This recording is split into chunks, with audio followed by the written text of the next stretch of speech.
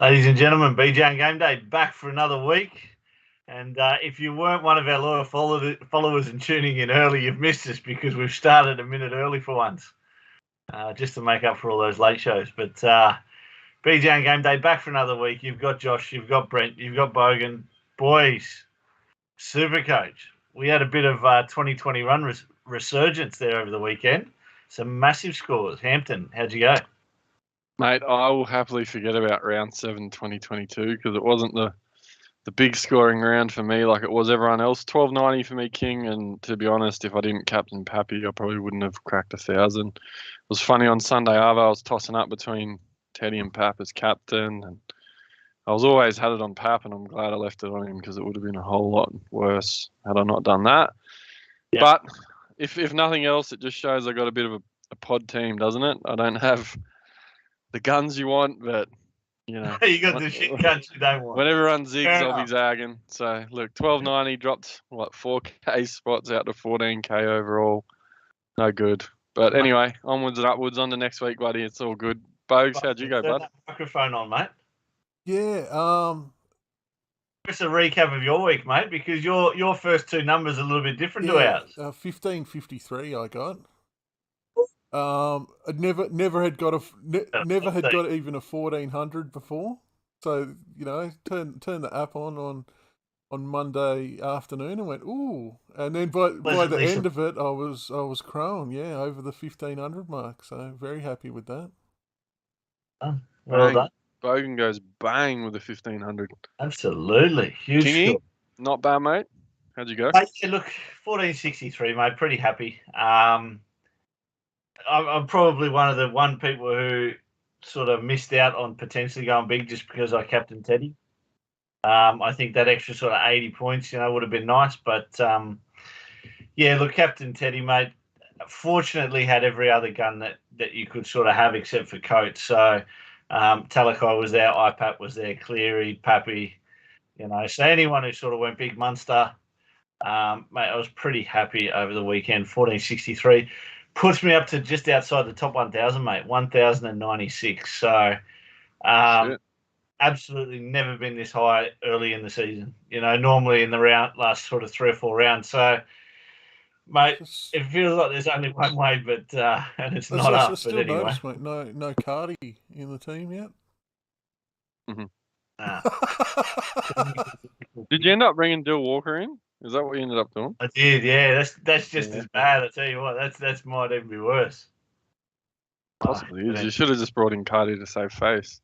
You might have to go Walker to Cardi, but anyway. I might be able to, yeah. Nah, mate, good start to the season. Don't fuck it up. It's a good opportunity and a good position. Just keep on keeping on. That's a cracker start, bud. Well done. I think now we sort of get to this start of the season, this part of the season.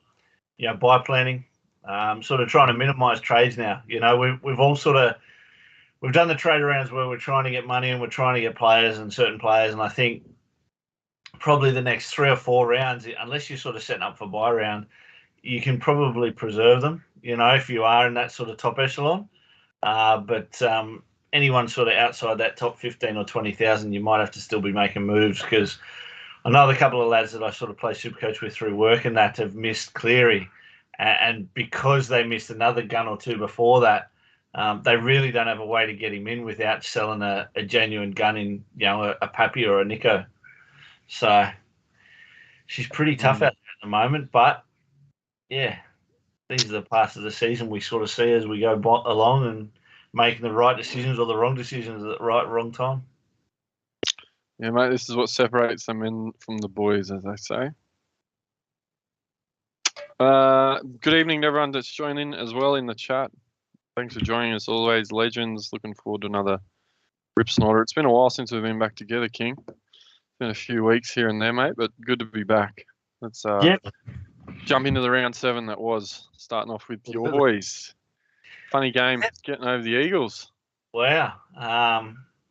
Mate, I think a lot of people watched this and a lot of people were just absolutely gobsmacked 20 minutes into the game and then 40 minutes into the game. CSF for Talakai had probably one of the greatest Supercoach halves that we've ever seen. Set up, I think, 3 tries, scored 2 himself. 150 points at half time. So, mate, from a result point of view, obviously really stoked the Sharks with a win, and obviously led a few tries there, but definitely a win factor there with this game. But mate, from a Supercoach point of view, Talakai's delivering for his owners, and now at 699k has a minus 51 break even. That's insane at 700k. Yeah, and he went up 100,000 just this week alone, so he was under 600k going into this week, and he's now pretty much 700,000, and as you said, with a big negative break even. And I know you can't go off the predictions, but if you do go off the prediction, he's predicted to go up another 100,000 this week as well. Yeah. So yeah, huge at the moment. But the most important thing is scoring points, and he's scoring points against good teams at centre there. I think the fact that he didn't get that centre wing duality after the first positional changes after round 6 probably meant a number of people didn't get on him because he was only pickable in the second row, and he was playing at centre, which is a bit of an oxymoron in Supercoach, isn't it? You want your centre wingers that you can pick at centre winger playing back row, not the other way around. But credit to anyone that got on him at 600k and anyone that was on him before that. What do you say? I didn't watch the game, King. I was just sort of keeping tabs on it on my phone. I was watching something with the missus, and I was sick to see that he scored the first try, and I was sick to see that he scored the second try, and then I just stopped looking after that till about half time. And yeah, I looked and he was on 140 something. I thought, yeah, mate, I've had those ones before as well, mate. Where I'll log on to NRL.com and I won't necessarily be able to watch a game, but you'll sit there watching the live scoring and that fucking pod that you don't have that every other bastard's got. They score a try and then you see a line break comes up and mate, it is one of the most depressing things to do is sit there and watch those updates. Oh, and he was probably the big pod going into the round. I thought if he could just not go large, that'd be good. And it was just like, fuck me, are you serious? He had 140 at fucking half time, for fuck's sake. So but anyway. It's not like you've lost it on Monday on the last game in Anzac. It's a Thursday night. You got to go through 5 more fucking days of worms just crawling over your skin because you missed the cunt. And as it turned out, he was, one of a number, a few that went big that ended up hurting. But anyway, well done to anyone that jumped on. Nico was big again, King 97. He just keeps on producing the points. Everything seems to be happening around him. But even in this game, I heard people saying it seemed like he had a bit of a quiet game. I did see he set up Tej Wilton there with a nice ball, but did you watch it? Did he look like he scored 97 out there? Maybe 77. I thought he was, he definitely had an influence. He didn't have a quiet game as such, but I think it was probably reflective of an almost 100 score, which that's not fun. That's there as well. So if he had a sort of updated to 105 or 110, then I would have been asking questions, but 97 from what I saw is acceptable, especially as an owner. Yeah, no, look, and Mulatalo also benefiting from obviously Talakai there. He's at now 700k as well and has been scoring pretty well the last few weeks. So, that left pairing obviously looking really good for the Sharkies and the Sharkies in general, King, looking good. Ruben Garrick top scored for the Eagles. Ola with a 79. I think he got binned as well, so pretty good score there, and he'll now be missing a week, which will hurt owners. Big Homole has. So, mate, that was a soft bin. Yeah. But yeah, otherwise, Sharkies, they got it done in the end. Manly come back at them in that second half, King, but too many points in that first half for the Sharkies and just got it done. Absolutely. Moving on to, was this the Friday? There was just the one Friday night game, wasn't there? Oh, that's right. Yeah, just the one. Oh, there was just, we all had this too. Holy dooly. Another one that was it was a bit of a tale of two halves. I think the Dogs looked the better side in the first half, and then the Broncos sort of kicked into gear in that second half. I think the Dogs were up 14-6 or something, weren't they? Or something like that. Yep. The Broncos just, Adam Reynolds took charge in that second half, and probably not really too much in this game that's too much effective for Supercoach. I know a few people have got Cowboys still. Finally got some points for them, so well done to any of those who have held on this long. I'll tell you what, I can't wait to trade him out. I picked him up after round 1 or 2 after he looked, unstoppable. But then he hasn't looked like it results. for a month since, and he's now going to make a little bit of money. He doesn't play 13, so can't wait to trade him in a couple of weeks, to be honest. It's an absolute nightmare having to watch him when you own him. I played him as well. He was on 10 until about 20 minutes to go, and then scored a double and set one up. It just, saved everything. But yeah, it's horrible watching him. Bit of junk. Plenty of junk. And mate, for the doggies, Pangai was solid again. So I think if you took him at the start of the season, you're always on edge. But he's starting to produce a little bit for owners, so that's good. Mate, Payne Haas apparently coming out of this one had a bit of a shoulder issue. He's been named to play this week, but that was interesting. But that could be big depending on what happens with team lists. We'll get to those soon. But big Payno, a bit of doubt, I think. Mate, he's just like the whipping boy that they just keep whipping and he just keeps going and doing the job, doesn't he? Like he's just a beast, unstoppable. Yeah, that shoulder injury, that AC concern, but mate, he just keeps trucking it up, and you guaranteed that sort of 65 to 85 points out of him every week. So I'll take that average out of a front row forward in this game at the moment. So yeah. What do we got next, folks? Mate, this one caught me off guard. I thought the Titans, this was a game that they needed to win to get their sort of season back on track. And it looked anything but that. The Cowboys, they've got a bit more creativity this year. They've got some exuberance in those young second rowers, Jeremiah Nanai and Helen Lukey and those get lads. So, maybe they are just a genuinely improved team, and maybe Toddy Payton sort of deserves a little bit of credit, mate. I'm not too sure. Again, I don't know what to make of this game. I mean, it's funny, right? He put a bit of steel in the Warriors the back end of last year? Back into last year, they started to play some good footy, to be honest, and you thought it would be nice to see him sort of see it out there. And I don't know, maybe whatever he was doing there, the boys at North Queensland are buying into. But yeah, I think you said it. The young fellas mixed with some of that experience they have with Lolo and Holmes and a few of those guys seem to be a good mix at the moment. I think there was some stats getting thrown around as second best defensive side in the comp, which on paper you can't read into it too much because I don't think they've played anyone too crash hot just yet, apart from Chooks. Chooks has probably been the best team, and even though they haven't been great, but I mean they're sort of becoming a bit of an awkward Supercoach matchup as well, because you sort of look at them and think they should get trounced. You just think the Cowboys are old, but they're actually getting a bit awkward. You got to be careful. Looking at the draw sheet now. The only thing I don't like about them is they're sort of like the poor man's Roosters, where anyone in the team can really score points. Mm-hmm. Your Nanais and your Lukies and your Gilberts, they've sort of shared those points in the second row. Outside backs with Taulangi, Felt, Hiku, Holmes. These are guys who 1 week will score 2 tries, and then you won't see them the next 2 weeks. So, like you say, there's a little bit of. I just think that there's a lot of value there, but you've got to find it at the right time with the Cowboys players. Yeah, and like you said, you're saying it this week. The Drinky, I think Drinky's just so much better for him at fullback. They look 1,000 times better with him back there. Yeah.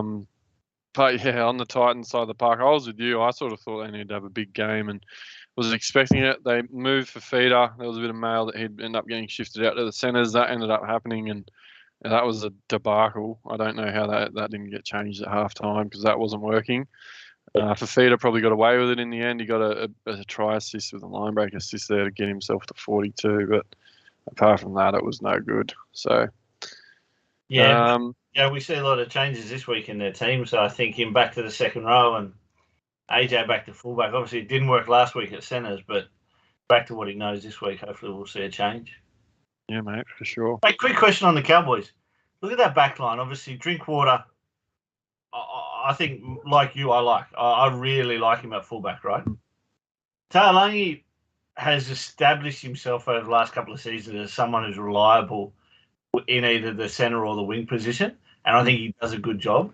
Mm-hmm. Holmes is there, Hiku's there, Phelps there, all 3 seasoned performers. How does Gideon Gella-Mosby make his... No, is that Blake's name? What's his name? Oh, Hammer. Hamasau, Tabasau, Whakawa. Fucking that bloke. How does he make his way back into the fucking team? I don't know. It's a good question. I don't, on current form, he doesn't. I don't think he does. Maybe there's some random. I don't even think you can play him off the bench. He doesn't fill enough positions. So, yeah. If it ain't broke, don't know don't how fix he's it. played for Queensland, mate. Yeah, I mean, he's quick. He's just got that pace, doesn't he? So he gets in a bit of space and no one can catch him. But I wouldn't be switching Drinkwater out for him any day of the week. Too. And now he's just a bloke in the bar, mate. You know, fuck.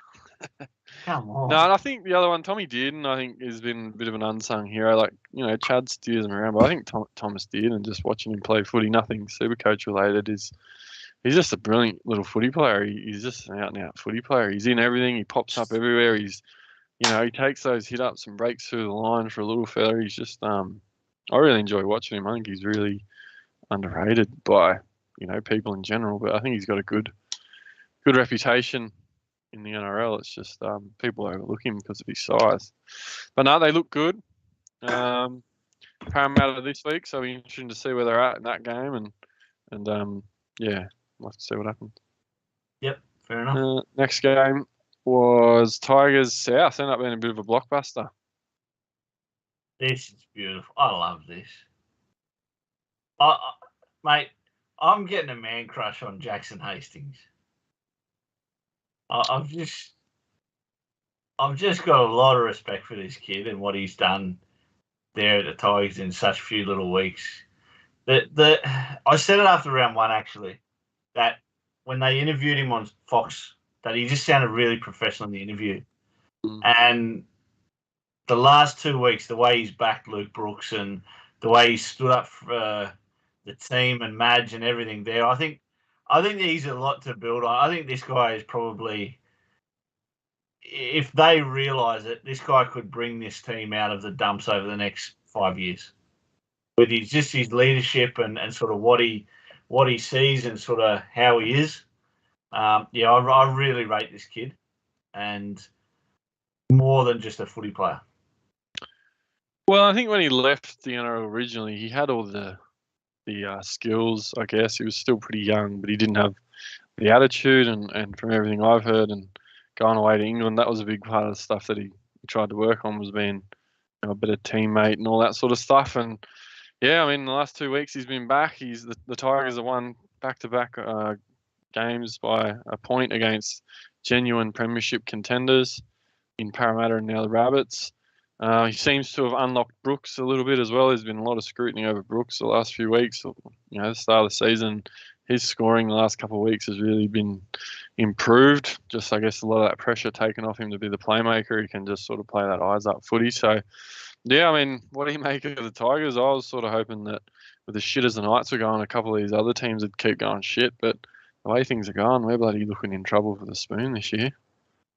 Mate, I actually said at pre-season, before the season started, that I liked the Tigers.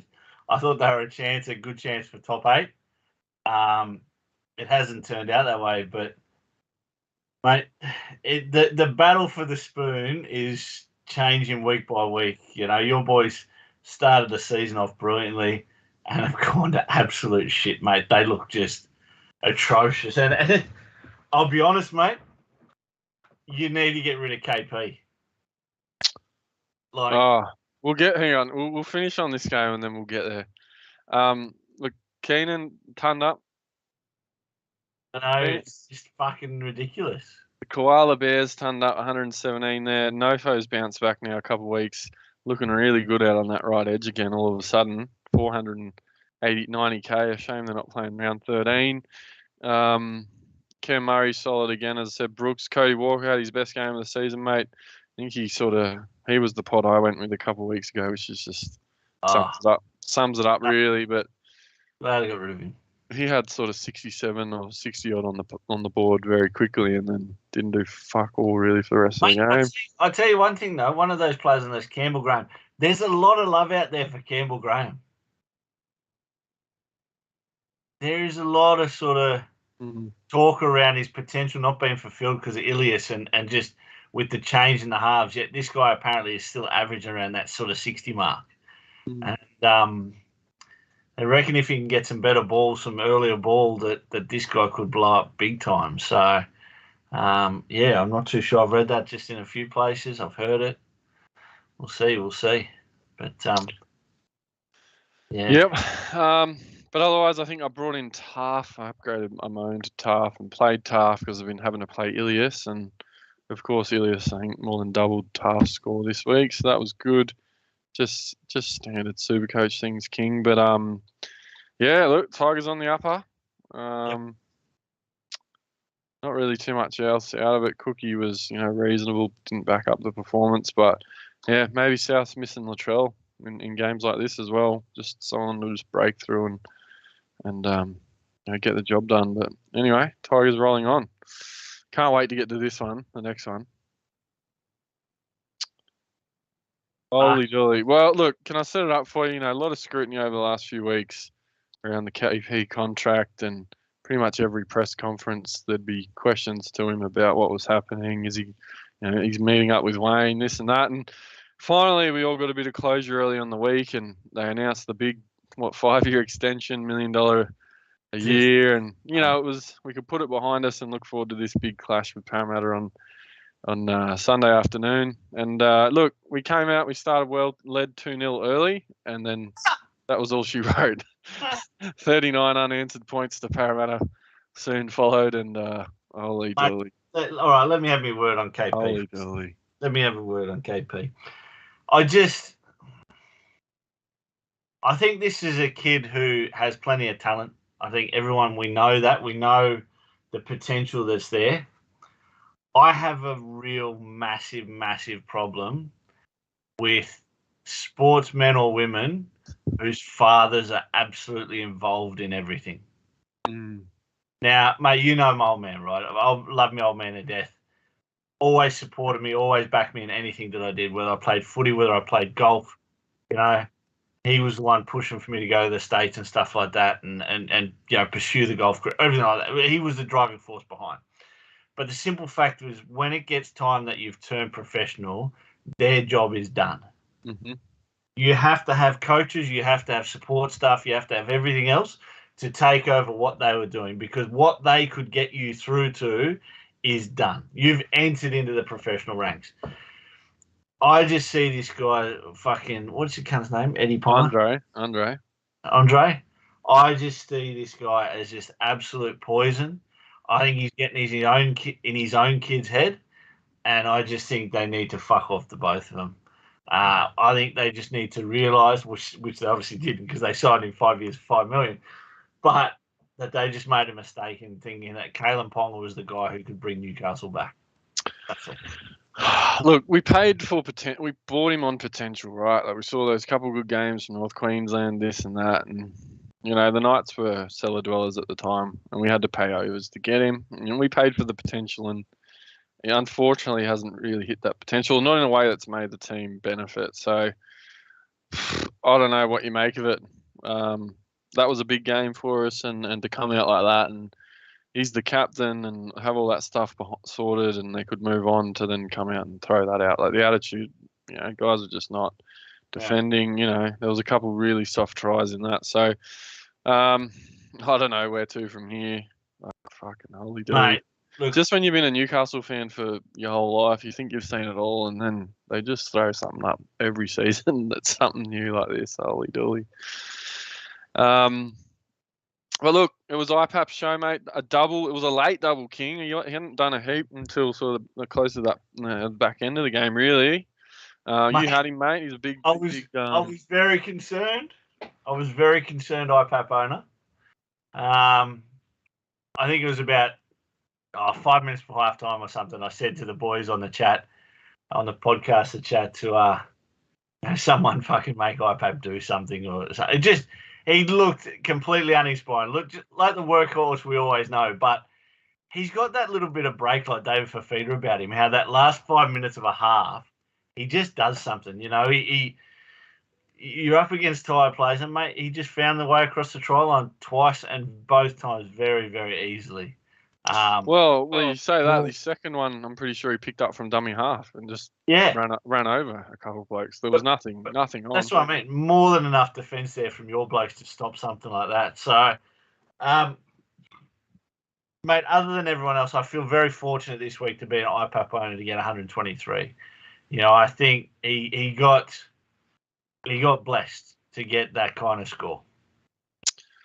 Look, I think we said a few weeks ago, once we realised, it was uncertainty around the role, obviously with him moving to the Tigers next year, and he was a big price to start the season because of how well he did, the year before. But, so now we've seen that he's locked in 80 minutes on that edge, and the fact that he's that dual front row, second row, he's a must-have in the front row with Haas there in your second starting front row spot, in my opinion, and you've got him in there pretty quickly. Have you got him in the front row, King?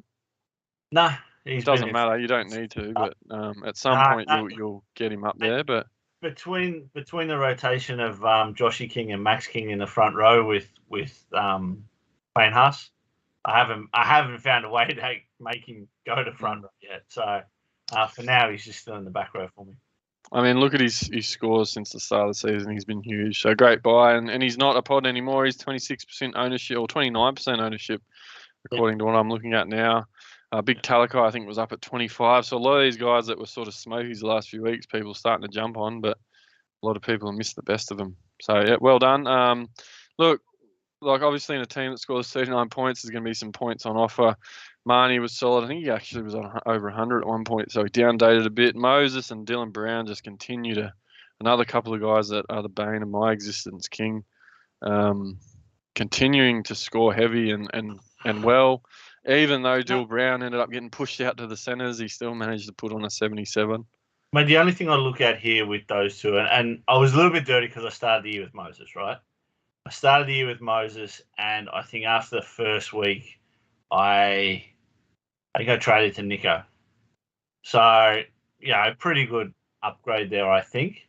But then Moses had those couple of big games, and so does Dylan Brown. But I think you look at right now, I've got starting halves. Cleary and Nico. Yeah, Cleary and Nico. I've got Munster in 5'8", and I've got Teddy and Pappy at fullback. So the way I look at it is what I've already got is better than what those two can bring. I know they've had a good few weeks, but I'm not. I think one of the biggest things we've seen over the last week or two is so many people trading sideways based on being scared about someone's form rather than sticking it out with someone that they've already got that is of that caliber who might just not have as friendly a draw. I think it's been proven we don't have enough trades to just trade around just because someone's got a better draw. I don't know, man. I think Moses and Brown been great, but I think the other guys just that little bit better that you don't need to go these guys if you didn't start them anyway. No, I agree.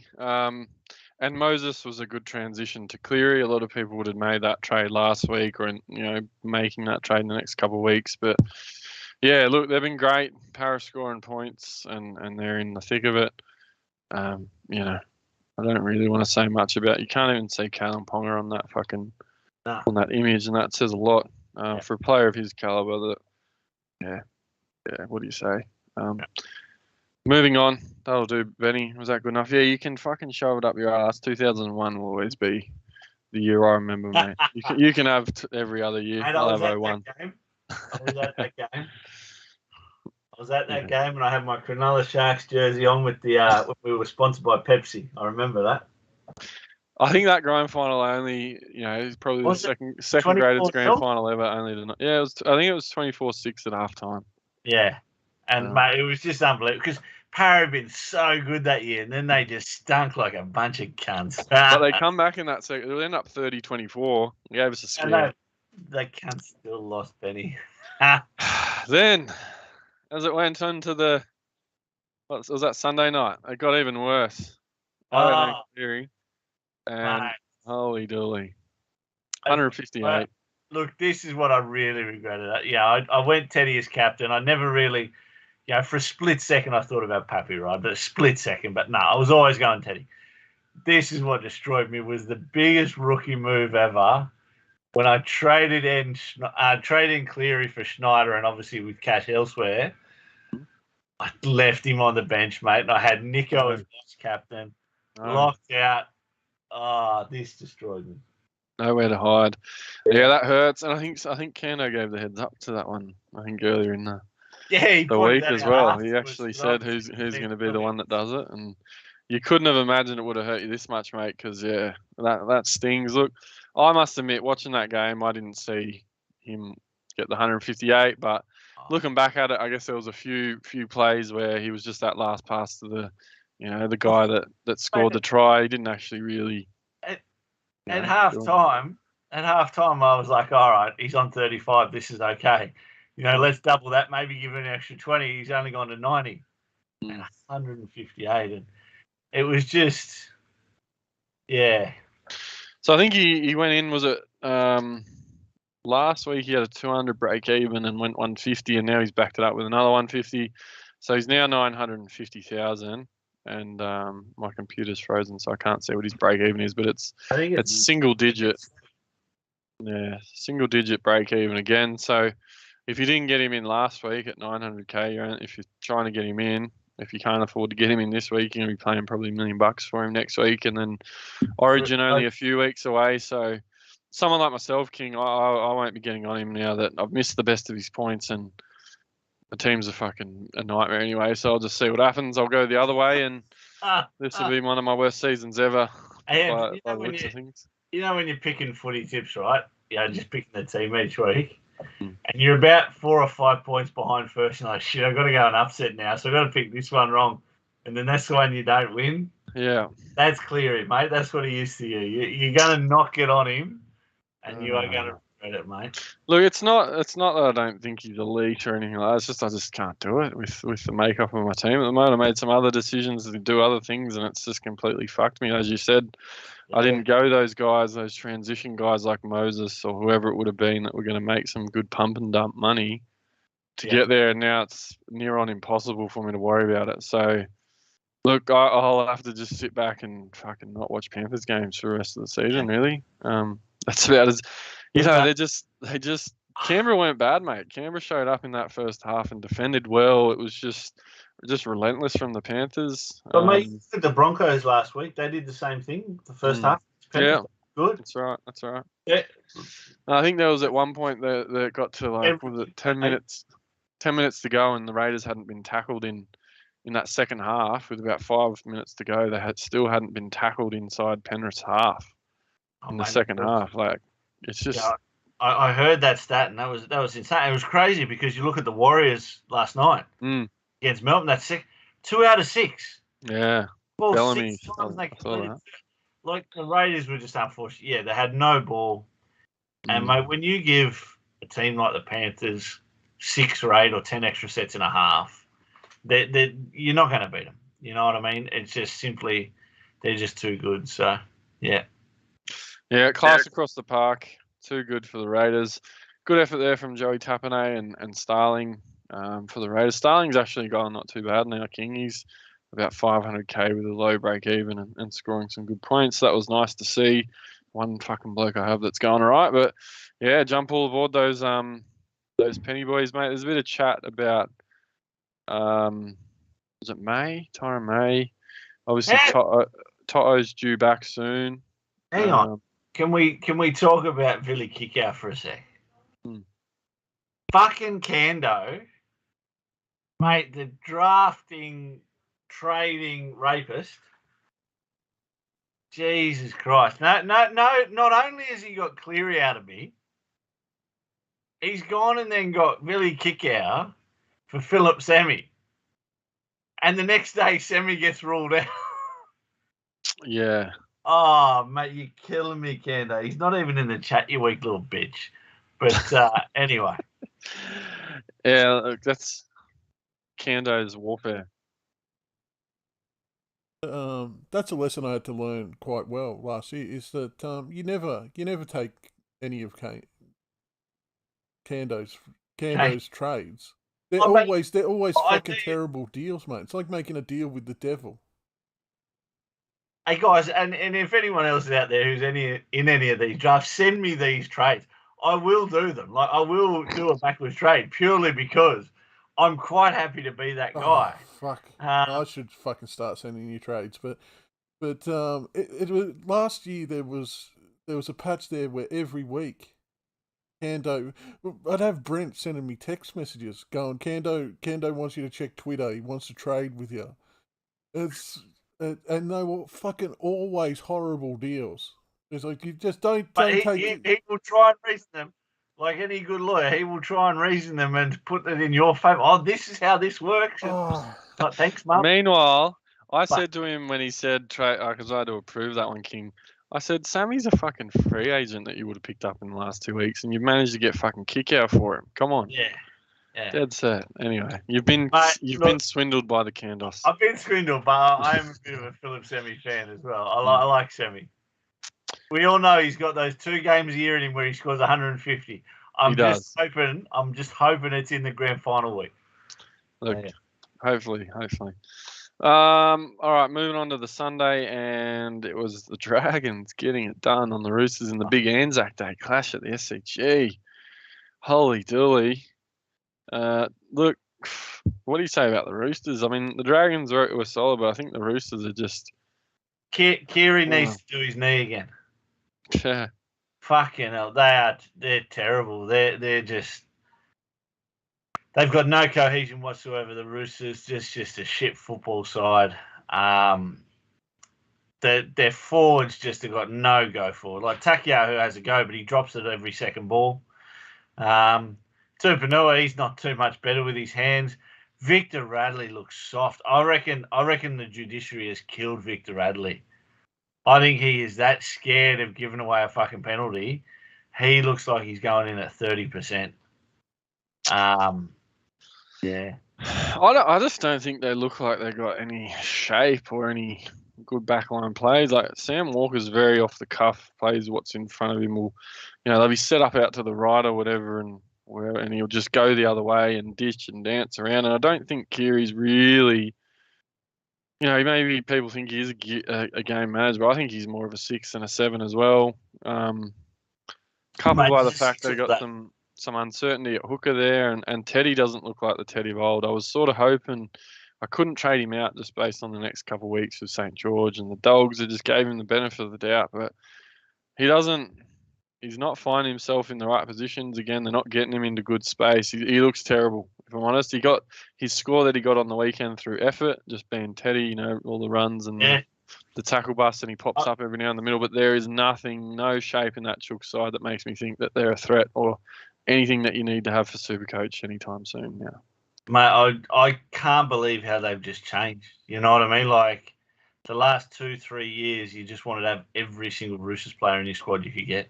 There was Supercoach points everywhere. And, even look now, there's still decent Supercoach points, but it's definitely, like you say, mate, this team doesn't look good. Teddy looks 3 paces off the, 3 steps off the pace. He looks slow.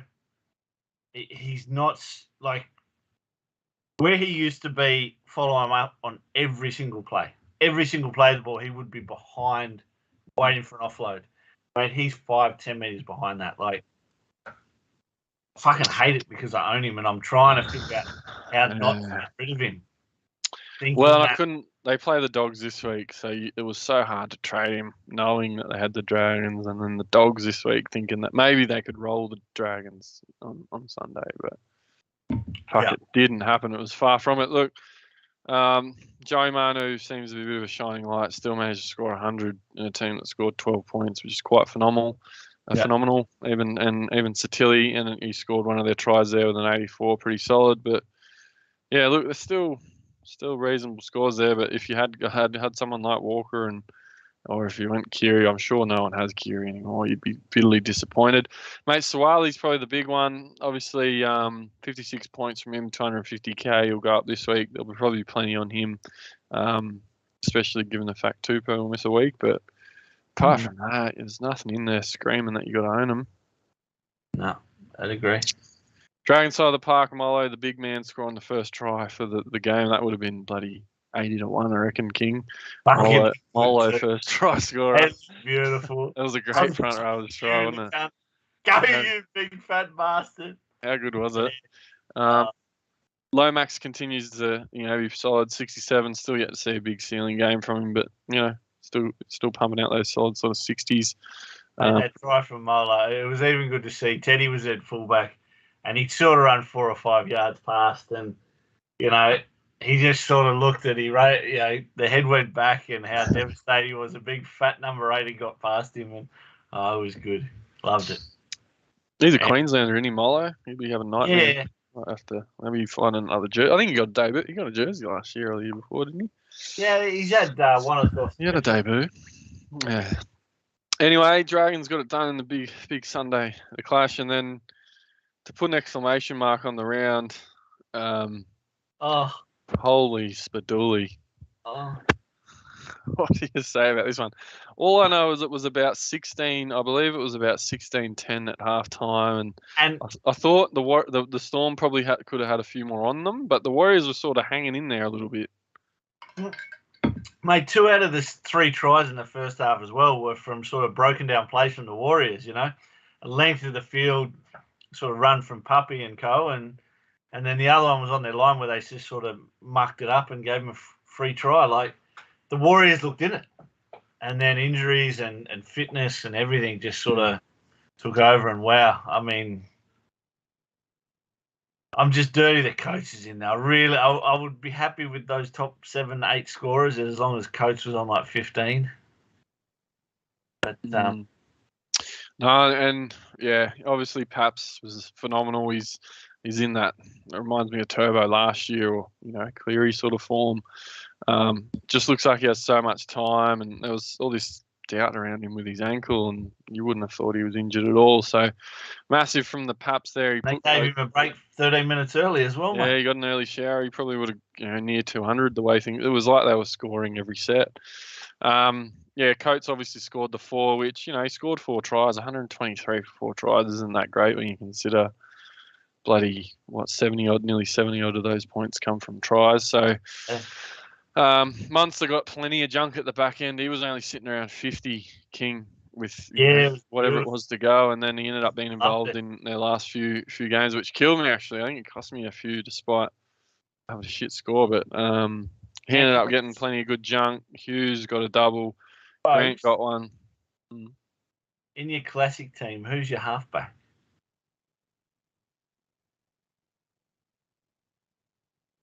Oh, I thought you might have. You're a big Jerome Hughes lover, mate. I thought maybe that might have been a sneaky pod for you this week.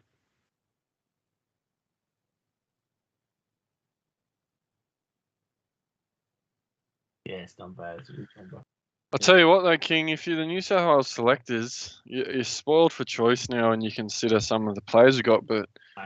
I don't think you can't fit Pappy and Hines together in there at the moment.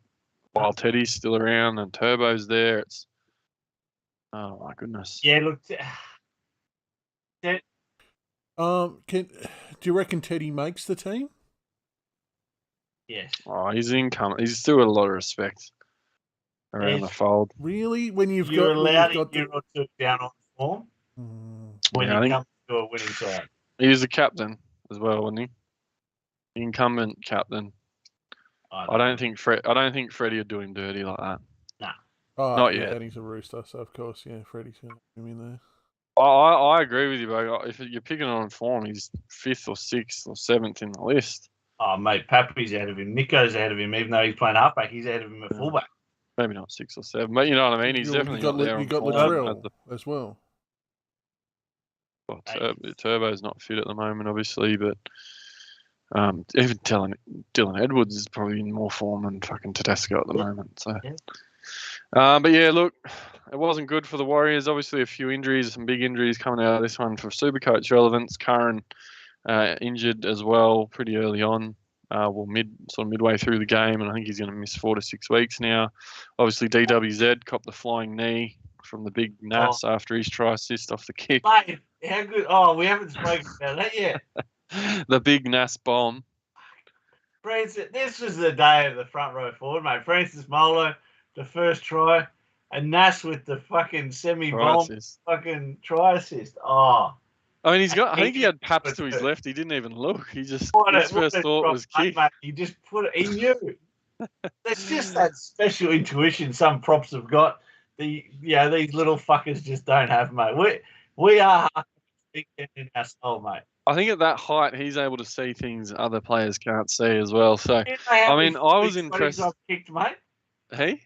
You know how many 40-20s I've kicked? No, I'm going to go nuts. 20 in my mind. None on the football field, but mate, every prop is that way, mate.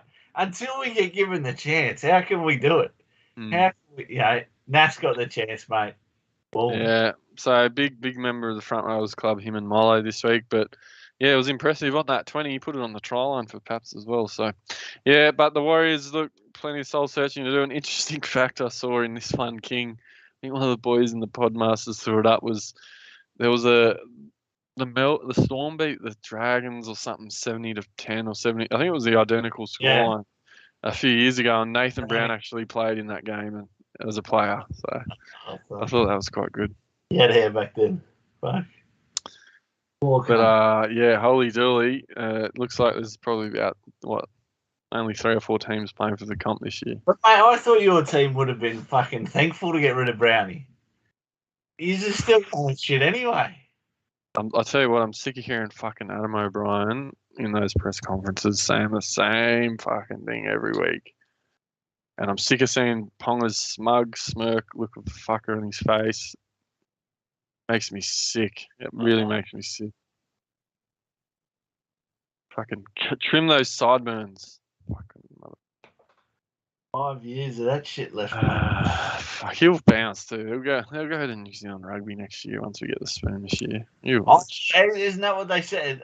Adam O'Brien said, it's great. There's no clauses in the contract. There's no outs to get to rugby. Yeah, bullshit. Fuck off. What are they going to do? Force him to play? Yeah. Anyway, so that was round 7, King. There we go. Thank fuck it's in the books. Let's forget about it. Oh, the first game of the year I'm actually going to go to. I'm going to go to this, mate. Oh, nice. Good shit. Should be a good game. Brisbane playing. Watch the footy, get some beers, do some coke, go to the strippers. Should be a good night. Got work the next day, but anyway. You only live once, buddy. Mate, that's right. That's right. All right. In this one, apparently Kevin Walters are named the same 17 as last week. So Tamari Martin. Fuck it. Tamari Martin, sorry. Tamari Martin in the fullback again. I thought he looked all right. For the Sharkies, apparently Finucane, he's back. McInnes goes back to the bench and Trindle drops the reserves. So, yeah, look, should be a good game of footy. Like you said, Brisbane were pretty good against Penrith last week or the week before in that first half. So, starting to show a little bit of steel, but I think the Sharks are in too good a form. And I'll be chucking the VC on Nico in this one. Mate, the corresponding game the last couple of years, I think the Broncos when they play the Sharks, generally around 4-6, 4-7, somewhere around there. Mate, they've absolutely belted us, and then they've gone on to win 2 or 3 games all year. It's not a side that we go too well against. I'm not too sure why. The matchup just hasn't worked out the last couple of years. Mate, that being said, it's week 8, round 8. We've got a few more games under our belt this year. I think Cronulla have got enough of an attacking side together, and obviously Fitzy's doing a great job as a coach. I reckon the Sharkies get it done pretty easy, mate. And yeah, if you're brave enough, not brave enough, but Nico as a VC option, mate, definitely an option there. Do we think Talakai can back up the work of late, mate? Well, it should be a good battle. I think is he pair up on Staggs? Staggs is right, he's left, yeah. So he'll pair up with Staggs, which should be a good battle. I think the form he's in at the moment, you'd have to back him to score a couple tries again, wouldn't you? Yeah. I just think he looks unbelievable. He's a bloody wrecking ball. I guess with this one, King, obviously anyone out there will have eyes on Payne Haas. Obviously, I think there's some speculation he might miss a few weeks with his shoulder. So whether there's a bit of smoke and mirrors here, but I guess it's nice that it's the first game of the round and we'll know straight away. So just keep an eye on team lists. On Staggs, mate, I'm going to go with what a few people said on social media where seems to play better against better teams. Mm-hmm. I reckon Katoni is absolutely going to destroy Talakai. Well, I should be reckon a brilliant I'll matchup. have to find somewhere else to score tries. Whether it's up the middle or the right hand side, because I think Katoni will just be up in Talakai's face, and I think Katoni's got the physical strength to win this battle. So yeah. I think obviously Talakai with these last few weeks as well he's going to put a target on himself. So teams are going to do some homework on him and try and shut him down and not give him as much space. And he is a big boy, so yeah. Look, it should be a great battle, and yeah, it should be a cracker to start the round. Supercoach wise, it'll be a belter. Yep. Friday night. He goes your VC. Here's your C, surely. Yeah, well, if you don't use it on Hines, you fucking 90% of you that own Cleary will have one or the other on it in this one, won't you? After the performance the Titans put on last week. Yeah, look, they made a few changes. AJ Brimson going back to fullback, with Will Smith will slide into 5'8", and Philip Samuel will be back, so that pushes a few guys in, and Fafita will be back into the back row, which is good. Panthers side of the park, that Sonny Luke, he looked real good, King. The one that ended up playing dummy half. They're talking about, obviously, with Appy going to the West Tigers next year, they're talking about Sonny Luke being that long-term, replacement. I think he's had a few years in New South Wales Cup now, mate. I think the real concern I've got with this guy is, this kid isn't 18 or 19 anymore. I think he's 24, so 26, fuck, even worse. There you go. So, he's had a few years out there that he could have, or he should have done it by now, whether it's at the Panthers or somewhere else. But you're right, mate. He did look good in glimpses. I'm just wondering whether he can put it together for 80 minutes. I didn't realise he was that old. I thought he only looked like a young fella, but no, you're right. Yeah. And they've put a lot of time in Mitch Kenny, so I don't know what. It's kind of strange, unless Mitch Kenny's injured. Footy, if you're in the chat. What's doing? Taking the mistress to the footy, mate. Got to take a blanket to put over the knees as well. BJ at half time. Look, he's a good time at the footy, old lad. I'll give him that. Fuck. Yeah. Anyway, where were we? Look, yeah, you'll have everything in the Panthers, right, King? Obviously with Targo and May and people looking at Crichton now, there's a bit of something different. Charlie Staines continues to be shit in a team that's just hammering teams, but yeah, it'll be a tough old slog for the Titans. David Fifita hopefully can cross for a pie or do something a bit more than last week, but yeah, it could be another slaughter. All right, Kings disappeared. Moving on to the second game of the Friday night, the Rabbits will take on the Eagles. Tane Milne's suspended, so Tass comes into the starting side. Jacob Host is out, so Havili comes onto the bench. Marty Tafau and Sean Kepi are back for the Eagles, and Andrew Davies out with a shoulder injury. Sipley back to the bench. Obviously, as we mentioned, Amole will miss a week, and Paseka is also out. So Ola Kalatu is obviously a big one. A few people with him in their team. He's only going to miss the 1 week. I can't recall. Do Manly play that bloody round 13 bye? Yeah. So Ola's probably a hold. Obviously, just missing the 1 week. Yeah, still no Tommy. Do you know who I fucked up and bought? Who? One of my mistakes for the season. Week before last, I traded. I hadn't used any trades. I think it got to the last game, maybe second last game or something like that. Somehow I could do it. And I traded Lucy to Josh Alloway. And it was purely because I knew that I needed the cash next week. In Classic, yeah. What? So. And you're coming fucking at 1,000th? Hang on, whoa! Listen to the method behind the madness, mate. Okay. How much is Alloway? He was 380. Righto. So it was his first game back from injury. 380. I think he played the first round of the year or something like that.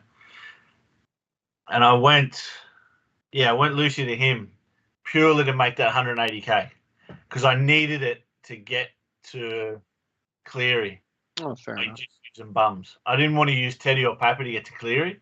I wanted to keep them all, and that sort of got me there. But I also sort of looked at it and thought, well, Manly play 13, whereas the West Tigers don't. And I thought Aloi has shown potential in the past, but very much injury prone. And what do you know? I think 2 minutes into the game, he gets hit in the shoulder. He plays out the game. I think he scored about 40 points, but the fucking got injured straight away. So, but he's still there. He's still on my bench. But yeah, look, I can't say it was a mistake because it helped me get to Cleary without having to lose a gun. And I mean, that's okay. But yeah, anyway, move on. Anyway, yeah, look, should be an interesting one. Should be an interesting game. The Rabbits really need to bounce back with a decent win. And apparently, Ados is saying Cody Walker's 150th, so a big game for Cody Walker. I still don't know if that's going to change anything. Obviously, poor Morgan Harper's still having nightmares from last week. He's been dropped for Cooler. Yeah. So Cooler's been called in, which is nice. If you have a Cooler, he's still got a pretty low break even, so hopefully he can score a pie or something and hold his spot and keep generating a bit of cash. I've got both these blokes. Which one's Tui Tupapaloto and Tupapaloto and the Cooler. So I think Christian's going to be just as good as a moneymaker as well, and he seems to have cemented that spot for now, at least while Turbo's out and Garrick's playing fullback. I don't know how much longer. Turbo's out for. Schuster is in that extended reserves, which is interesting, King. And there's also been a bit of chat during the week, which, God love the media, suggesting that his management or he isn't happy with the fact that he's been promised the 6 and at this point doesn't look like he'll be playing it this season. So it'll be interesting to see what unfolds there, whether he's just trying to find a way to get out. Hopefully it doesn't affect his... I think Manly need him to play, so hopefully he might not play, but yeah, quite interesting. I sort of don't like that attitude, mate? I mean, I agree. we both grew up playing footy, and one of the big things was you just played wherever you played for the team. If someone better came along or someone, was better at a position than you, or you were coming back from injury and had to get that position back, you didn't huff and puff. You just did your time. You played your game. And, I sort of don't like that he's come out and sort of said that because, in Kieran Foran, you've got a guy who's, got a long history in the game, a lot of ability and a good combination and a proven history combination. Premiership winner. So, maybe maybe ends up at the Dolphins, mate. Yeah, maybe. But it would be it'd be a good signing for someone like him to end up at the Dolphins, I reckon. But I imagine he wouldn't be on huge bucks at the Eagles either, but he's contracted to until 2024. So anyway, look, we'll see what happens. I don't know if I'll be playing Taff or Ilias in this one. They're so hard plays, those guys. If they're scoring shit against the Tigers, it's hard to play them against the Eagles. But that seems to be what happens this season. If I play them, they go shit. If I don't, they go well. So I'll let you all know what I end up doing there. What else is in there? Not much, King.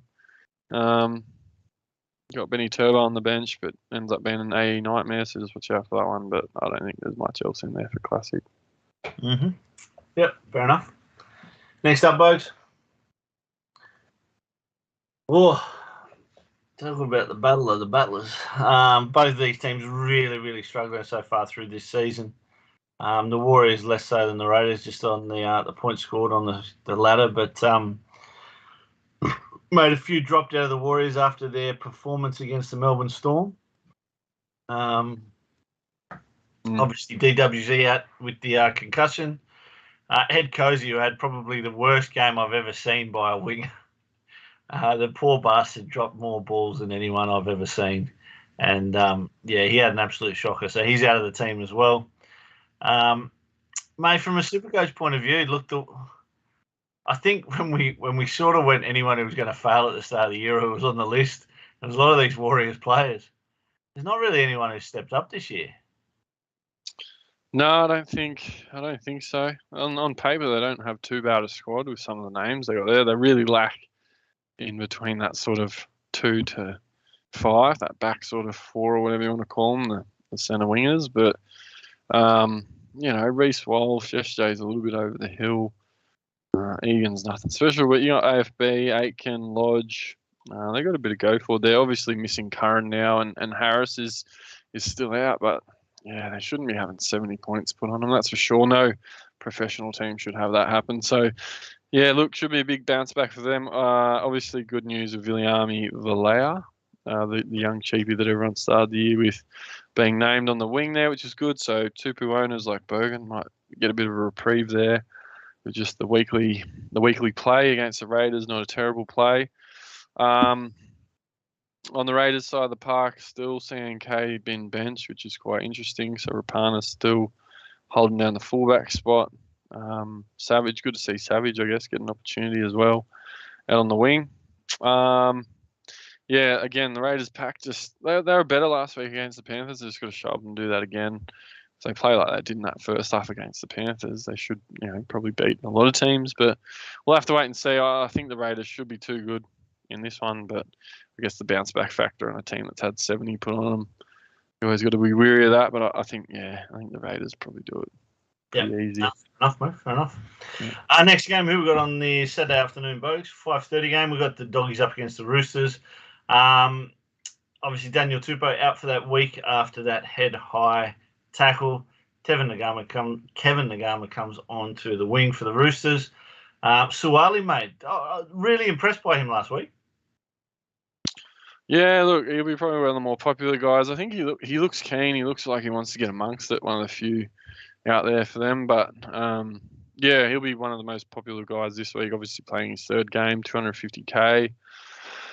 And you think he's going to have to score a try or two at some point, and a good matchup against the Dogs. But the Roosters, as we've touched on, have been absolutely dog shit. But this is one of the main reasons I kept Teddy was this game. So I'm hoping he can repay the faith.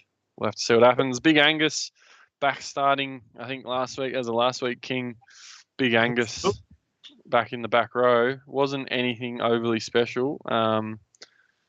There's some talk he probably might not even get picked for Origin the way he's going at the moment. It looks very, very interesting. If anyone has completely collapsed since the start of the season, since performances last year, the last couple of seasons, is this guy Angus Crichton has just not put that effort on the park, and I think it probably shows more in his confidence than anything else. Football, as much as any other game, any other sport, is about confidence, about knowing you can do something. I think he's just had that really taken out of him, and we're just seeing it on the field. He doesn't have those busting runs anymore. He doesn't have that dominant sort of line breaking ability. He's not hitting the holes like he used to. He's not running off anyone. He really hasn't got that partnership there with either of his halves this year. He's had that everywhere else he's been, whether it was at South or earlier years at the Roosters. So, yeah, mate, I'm worried for him. I don't think he belongs in that New South Wales team at the moment. So he was a watch. He's only 510k, but I don't know if you want him. I sort of said a couple of weeks, be looking to try and get him when he bottoms out, but it's going to be sort of now that he bottoms out, maybe one more week. But he could score against the Dogs. But the Roosters' run sort of doesn't get. It gets worse before it gets better. Now, they'll play Penrith, Parramatta, Penrith, the Sharks, and the Storm within 5 weeks over the next couple of months. So, yeah, not pretty. Dog side of the park, you're not touching it. Not touching it with Classic, are you? Maybe TPJ. Look, I had a brief thought towards Luke Thompson. Has he bottomed out? He hasn't been amazing, has he? Look, he hasn't been amazing. I think he's sort of sitting around that 490k mark. But really no one stepped themselves up, other than IPAP, which I've sort of got in the second row. So no one other than Payne Haas has really stepped up as that front row forward to own. I just thought maybe he would. There was just that glimpse. I stayed away from him for now. So we might look at that going into the next few weeks. Again, plays 13. So that was probably more my thinking behind that was just getting that extra player for 13 over maybe someone that I've got now. Yeah, fair. It'll be interesting to see how many super coaches stick true. Maybe Teddy captaincy as well, or something like that. 7 o'clock game, 7:05 game on the Saturday. The Parramatta Eels taking on the Cowboys. 7:35, is it? NRL.com. Got that incorrect then. Yeah, look, we were saying it before. You got to be careful. The Cowboys now king. Could be a good game potentially. And this one is up in Darwin, even though it's a Parramatta home game. Yeah, which is look, interesting. Para have had a pretty good run up there those last couple of years that they've gone up there to Darwin for this. I think they've played Canberra the first 2 years. Of course. Okay. Oh, you go. Look at us. All over it. Problem solving together. Well done, lads. Look, I just think the Cowboys need their forward pack to get on top. Eels have got a very dominant forward pack, whoever they play. You know, big guys up front in Regan, Campbell, Gillard, and Junior Paolo. How do you say his name? Paolo? it's Barlow now. B, like Bar, B-A-R, Barlow. Yeah, Paolo. He's gone from Paulo to Barlow. Barlow. Fucking Junior Yeah. Barlow. Yeah. Junior Barlow. That's it. That's So how you much pronounce it. serenity. Turn that P upside down and flip it around. There you go. There you go. Barlow. Sean Lane, Isaiah Papali, Nathan Brown. I just think the Cowboys need to find a way for these young fellas to put in the hard yards and then still be able to play 80. I think it might be a bridge too far this game, and I think Parra can get it done. But Dill Brown in the centres again, King. Mate, I love it. I love it. Fuck. Do you not own Dill Brown then, I take it? No, fuck no. Okay, that makes sense because holy dooly, he looks good this year. He looks fit. No, that's right. He looks quick. He looks on. On the wing, for fuck's sake. Just get Jake him out. Arthur. Bring your kid to, what is it? Bring your kid into the office week or whatever. Fucking hell. The less he touches the ball, Dylan Brown, the better it is for non-owners, mate, because he is a freak. He tackles like a demon, mate. Yeah, he's just a really good player. So, in the centres, mate, I'm happy if he throws in a 50. Job done for the week for me. Yeah, look, that's probably the biggest thing out of those team lists. There'll be people all over Moses and all that sort of stuff and your iPaps and da-da-da-da-da. But, yeah, just look forward to watching that one. Oh, fuck. Where's that 70-10 scoreline? That sums it up, doesn't it, really? And it's the 2 o'clock game as well, mate. So hopefully we've got a dry track in Newcastle. Can you imagine getting beat by 50 at home? Like, how fucked up is that? I'd love to say something silly like the Knights will beat them, but it's not going to happen. No, mate, I thought Parramatta, I thought West Tigers would beat Parramatta. Your team has not got a fucking chance in hell against these boys. Planes do crash, but that's the only chance. Yeah, well, that's the only chance is that an actual plane crashes on the field and cancels the game till next week, so they get delayed getting beat by fucking 7 days. All right, so save your captaincy till at least Sunday. So VC Cleary, and you'll have to just hold tight till Sunday because this will be where the points are. Cleary. VC Cleary put the C on Pappy. All day. Or Munster, it doesn't matter. Hughes, Grant, it'll be a slaughter. On a more positive note for your side, mate, Simi Sasangi. I didn't mind him. I mean, it might have just been that he was more exuberant than the rest of your shit cunt side because he was his first game in a while. But it'd be all right if he wasn't replacing Gagai. I think Gagai is a big loss. He's been one of our best, so he'll be gone for about a month. I think it is with a fractured cheek.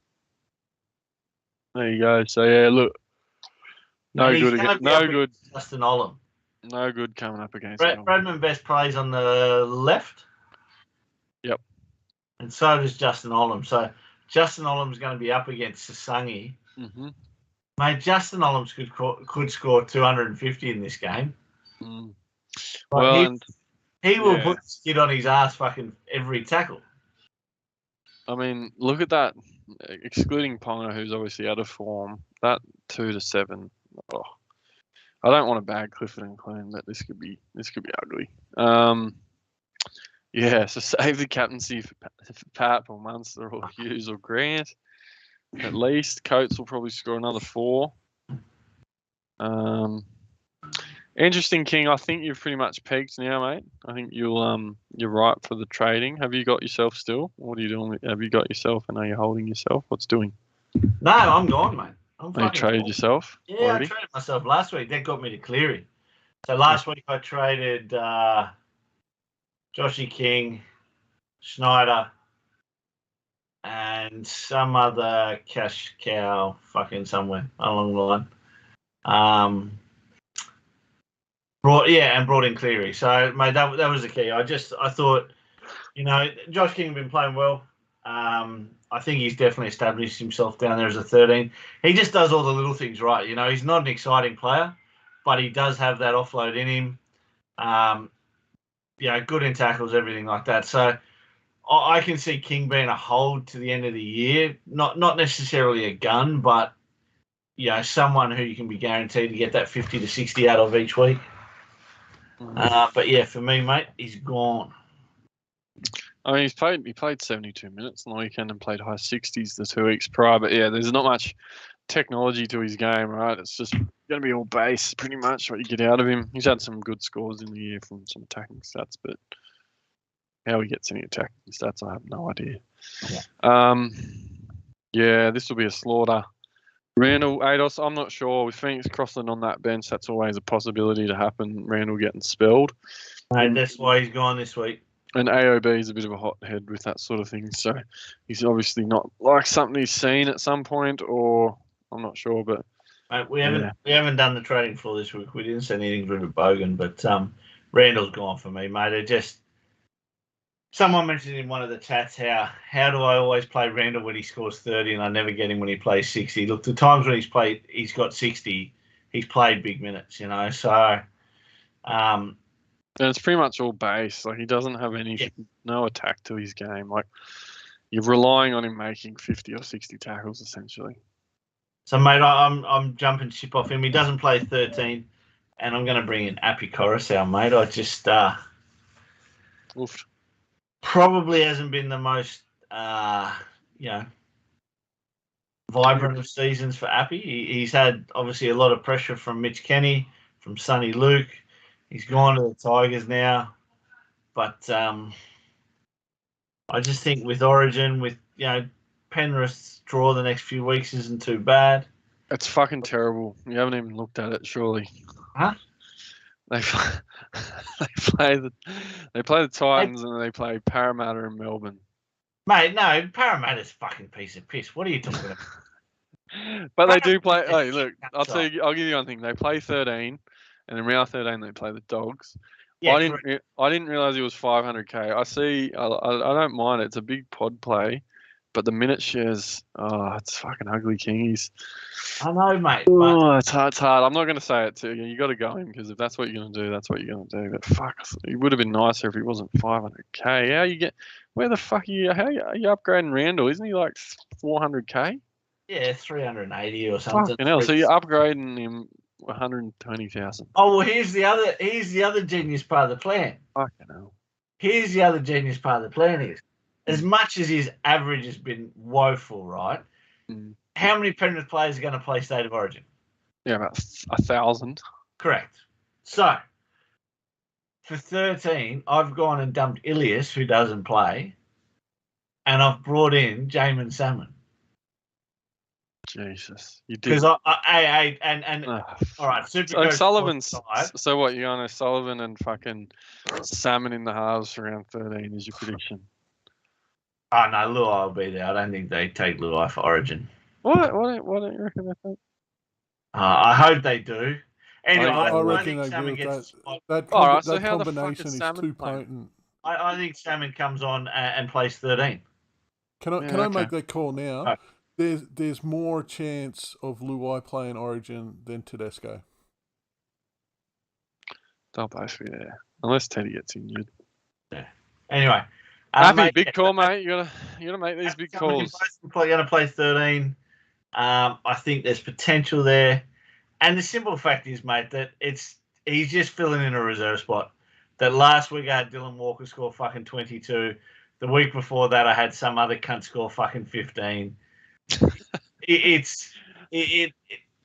What fucking Yeah, he fucking brought in Josh Alawai, so I'm not gonna fucking. mate?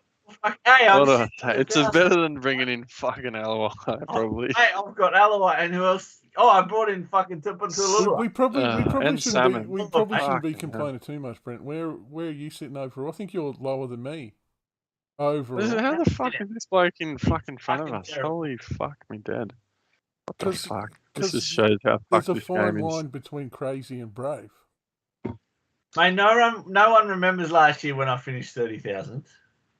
That was a struggle, mate. I tried. I know I wasn't on too many shows, mate, but I didn't really want to finish 30,000. That was a horror year. That's the worst thing, right? We do all this and you have a fucking shit year and you just got to power through it.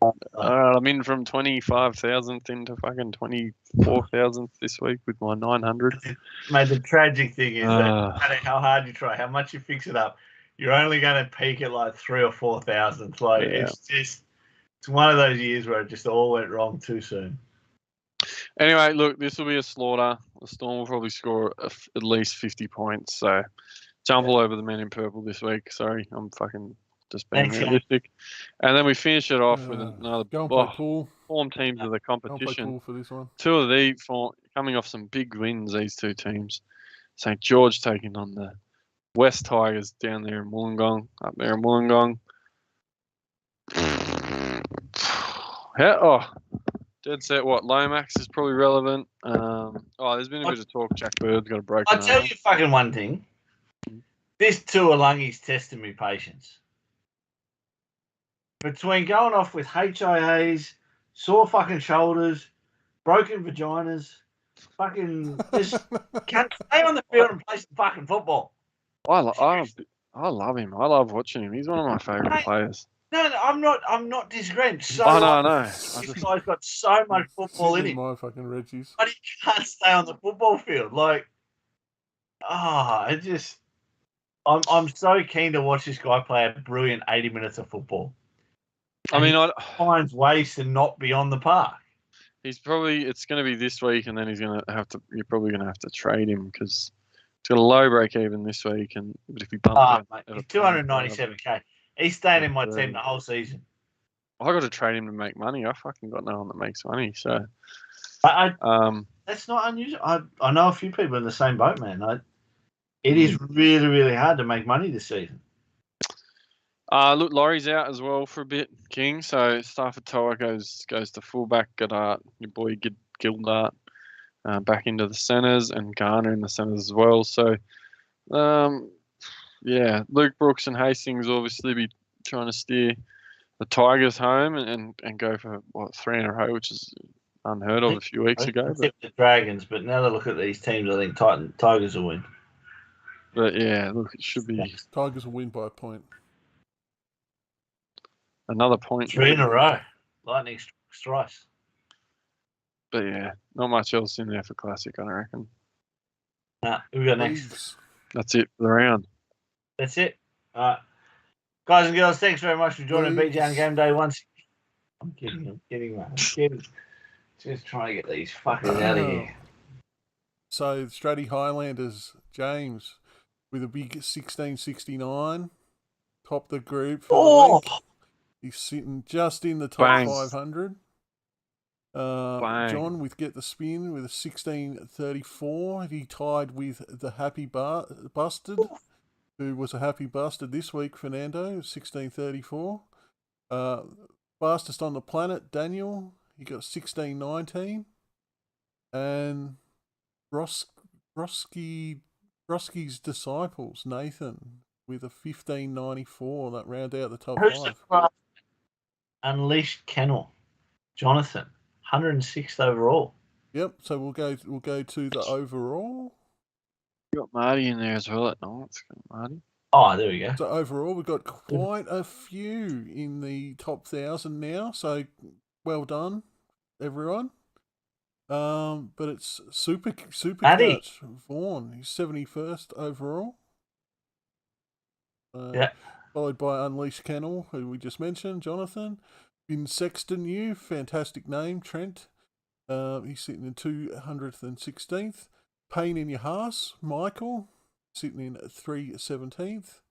And Haynes Sweaty Sack, Matty, sitting in Matty Buckman. 36. You want to chat? Give SSSC something a follow. Oh, okay. Yeah, I think it's Sweaty Sack Supercoach. So Triple SC. There you go. Jump on YouTube. I think they're on Facebook as well. Help get around the boys, but Matty's having a stellar year. He is. Parramatta fans, fucking get Oh. fucked. But no, well done, Matty. Keep it up and yeah, jump around and boys help them get going in the pod space. Which takes us to the leagues. Bogan Cup. John with Get the Spin got a 1634, followed by me with 1553, followed by Savage Goons, Jed, with a 1544, Josh Miller's Dogs with a Matty with a 1508, and Meat to Meat Hamish with just scraping in the 1501. What is he called? Meat to Meat. Fucking are they Sharky's colours as well? They look like Sharky's colours. Yeah, they are too. Oh, what doing? Navy boys down in the Cronulla shipyards. Fucking hell. Should be just a barbecue reference. The BJ Royal Rumble. I topped that. A work of Cardi, Jared, with a 1535. Haynes Sweaty Sack, Matty. So this is the league he's in with 1533. Tony's Tigers, Anthony, with a 1486. And Scousers United, Daniel, with a 1481, just coming in just above Finch's Kids there.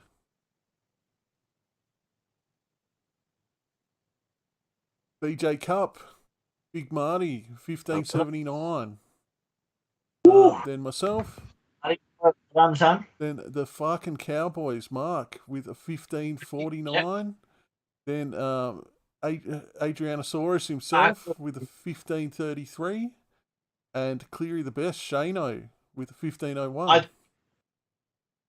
I tell you what, Wayno, hell's green. He's killing us. We keep shouting out to him, mate. We have been doing okay. We'll get to the draft, and I'll point something out. I saw him online actually the other day. You will see from the graphics. Hell's Grannies. He was online at the time that I took this graphic. So, and I tell you what, he got up another win. Got up over the Shockmasters. So this could be the comeback of the century. In classic, he's outside the top 100,000. He's the worst season you could have. He's missed the first 7 weeks. That's why. He seems to be back now. It's killing us. We're ranked. Our league ranking is like 70th, and we've got a bloke outside the top 100,000. And Dean Peters, you're not much fucking better, mate. Pick up your game, son. Well, anyway, in the draft, Big Ted got up over Hampto's Hitmen. Hell's Grannies, as mentioned, got up over the Shockmasters with Matthew. I got to apologise. I don't know if Benny's in the chat or whether he's left or not. But Benny had Talakai, and I sent him a tweet going, game over. You've got him, game over." And then Shano came back and beat him. I got up over Kando, and Josh gave Ghouls Kebabs a whooping. I tell you what, sucks shit, Benny. Couldn't have happened to a nicer bloke. Great to see Footy put this sword to you. Which takes us to our ladder, where I am a point clear. I tell you what, that draw I had might Wayno's above me in this. Might make all the difference. Followed by Benny, Benny's on the charge though. Benny's got good players just sitting on the bench. I don't know. He's got a fantastic team. Well, you going skiing with him on the weekend or something? Dead set, fucking blow some more wind up here. When he eventually overtakes me, I don't see him losing again anytime soon. All right, so we've established Wayno hasn't checked his team for fucking 10 weeks, and I'm behind him. BJ on game day, Josh King is in 4th, and Gula is in 5th. But there's Kando. Basically, everyone's chasing, including Wayno with Hell's Granny with 3 non-losses on the trot. He, as I said, it could be the comeback story. Maybe he's given himself a handicap because he won last year. Fuck me. All right. All right, next. And that's it, That it? fellas. Woo! Flack back in the chat. What Yeah. else we got? Anything else we want to talk about in the chat, boys and girls? It's 10 now. We may as well keep going. Ados. He's saying his league is 6th overall. I saw that. Extremely It's what? impressive. Well done, Ados. That's one of his leagues. Oh, mate, he's smashing me. He's smashing me this season. What's 6? He's 6/7 point, 6/7 of a point average in front of me for the year. 6 points. No. I got nothing. Fucking cheers for joining us as always. Well done, Bogan. Love your work. As always, King, mate. Always a pleasure. I do like the thumbnail this week, mate. That's a cracker. That's a cracker this week. That's the effort we like to see from you, Bogan. Come on, mate. There's a Top lot of shelf retro stuff. video games that start with the word super as well, so you might start seeing a few more. You, whatever player you want to put up there, mate. Let's see a new one each week. I like this. I like the colour scheme. I like the yellow. Still didn't get more than fucking 20 viewers, but anyway, we've done well. Yeah, I think we got up to 20 at some stage. That being said, shout out to a man talks NRL Supercoach who decided to stream at exactly the same time as us tonight. So thanks for that, mate. Did he? How do you know this? Why are you watching the Because opposition? no, it was on Twitter. I told him. I sent him the fucking South Park clip. What's it called? A man. Took our job. Oh, hey, fuck you. That can't stop. Oh, this is a man. Yeah, Aman. I don't know if it's Aman or if his name's Aman or if he's a man. Yeah, it is. He's in our potty. He's a man He's in the talking potty. NRL Supercoach, but he decided to stream at 8:30, beating us by half an hour. So thanks, mate. Can't stop. 56 videos. Yeah. We got 170 odd. Yeah, mate. And he's got 1.3k, 35k subscribers. Yeah, there's a reason why we've got NRL Supercoach in the channel name now. So, because he was appearing in the search results and we weren't. Probably because we say fuck and cunt and make jokes about DeBellin raping people and Jared Hayne raping people. And it's the algorithm. We got to start up a TikTok account like Ados. Society of Australia. No, Aman's a good fella. Aman is a good fella, and he's a good bloke. So if you watched us tonight, jump over to his channel and catch the VOD if you stream tonight. Send us a raid, man. Yeah. Fuck, give us a plug, man. Fuck me, 1.3. Yeah, Get him around, brother. Man. No, look, I don't know where we're going with this, but fuck, that'll do it. All right. All right. See you next week.